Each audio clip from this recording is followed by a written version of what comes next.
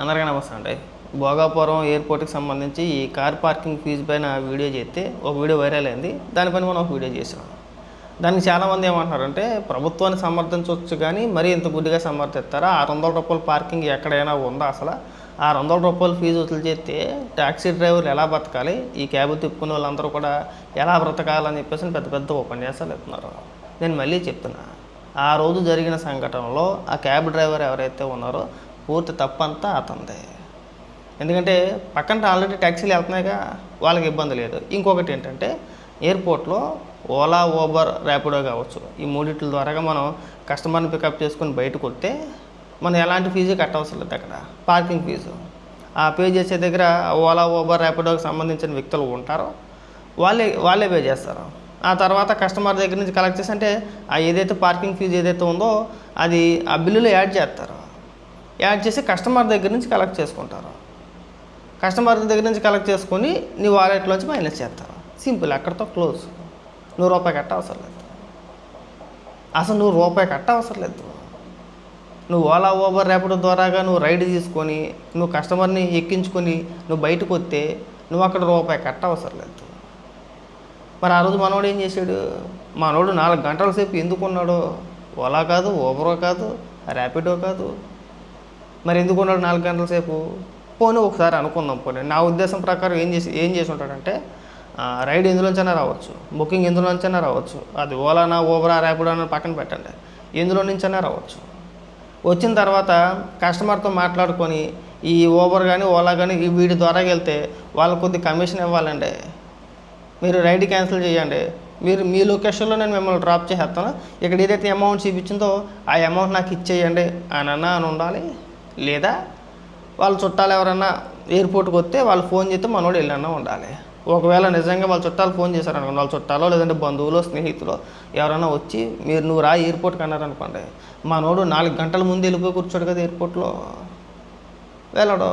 మనోడు చేసిన తప్పు నువ్వెలా చెప్తున్నావు అంటే, ఇదిగో మీకు ఒక వీడియో వినిపిస్తా.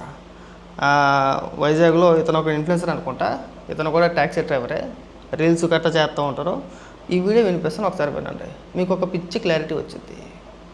గైస్, చాలా మంది అడుగుతున్నారు మన new airport Alluri Sitaramaraju international airport లో పార్కింగ్ చార్జెస్ ఎలా ఉన్నాయని. Hi guys, this is Abhi from Vizag. Guys, మీరు ఓలా, ఊబర్, ర్యాపిడో రైడ్ మీద బయటికి వెళ్తే మీరు రూపాయి కూడా కట్టవసరం లేదు. మీకు టోల్ గేట్ దగ్గర Ola employee, Rapido employee, Uber employee ఉంటారు. నువ్వు ఏ యాప్ లో అయితే వెళ్తున్నావో వాళ్ళకి చూపిస్తే వాళ్ళే పే చేసుకుంటారు. అది నీకు 250 రూపీస్ ఎంతో బిల్ యాడ్ అవుతుంది ఎక్స్ట్రాగా. కస్టమర్ దగ్గర నుంచి కలెక్ట్ చేస్తారు, నీ వ్యాలెట్ లో మైనస్ చేస్తారు. అదే నీకు రైడ్ లేకుండా ఖాళీకి వెళ్ళిపోతానంటే పని అవ్వదు, డబ్బులు కట్టాల్సిందే.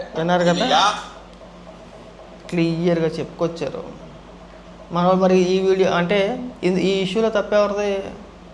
ఆ క్యాబ్ డ్రైవర్ది. పైగా ఏమని బెదిరేస్తున్నాడు, 100 మందిని వేసుకొని వెళ్ళిపోతాను, ఇదేం డెవలప్మెంట్ అని చెప్పేసి బూతులు కూడా మాట్లాడాడు. మాకు అక్కడే వండింది. వీడు చేసింది తప్పు. 4 గంటల సేపు ఎయిర్పోర్ట్లో పడుకోవడం తప్పు. అది కాకుండా బయటకు వచ్చి నేను ఎలా బతకాలని చెప్పేసి ఓపెన్ చేస్తాను. 4 గంటల సేపు ఎయిర్పోర్ట్లో నిద్రపోయినప్పుడు తెలియలేదా? 4 గంటల సేపు మనం ఒక రోజులో 4 గంటల సేపు మనం ఎయిర్పోర్ట్లో నిద్రపోయామని చెప్పేసి తెలియదా? సో ఇవన్నీ డ్రామాలో. జనరల్గా హైదరాబాద్ ఎయిర్పోర్ట్లో నాకు తెలుసు, ఒకసారి మనం ఎయిర్పోర్ట్ ప్రాంగణంలోకి వెళ్ళగానే ఓలా కావచ్చు, ఇంకోటి కావచ్చు, సీరియల్ నెంబర్ పడిపోతూ ఉంటుంది. ఆ సీరియల్ నెంబర్లో టైం పడుతుంది, 2 గంటలు 3 గంటలు పడుతుంది. మనోడు కూడా ఆల్రెడీ ఓలానో ఊబర్ ద్వారా కానీ వెళ్ళాడు ఖచ్చితంగా. కాకపోతే ఏంటంటే రైడ్ వచ్చిన తర్వాత, బుకింగ్ వచ్చిన తర్వాత మనోడు కస్టమర్తో మాట్లాడుకొని ఆ రైడ్ క్యాన్సిల్ చేసాడు. ఆ అమౌంట్ ఏదైతే ఉందో ఆ అమౌంట్ నాకు ఇచ్చేయండి, కమిషన్ ఎందుకు ఇవ్వాలని చెప్పేసి ఆశపడ్డాడు. అది అంతవరకు వచ్చింది. మనోడు తెలివితేటలు అన్నమాట ఇవన్నీ కూడా. ఆ క్యాబ్ డ్రైవర్ ఎవరైతే ఉన్నారో అది అతని అతి తెలివి అన్నమాట.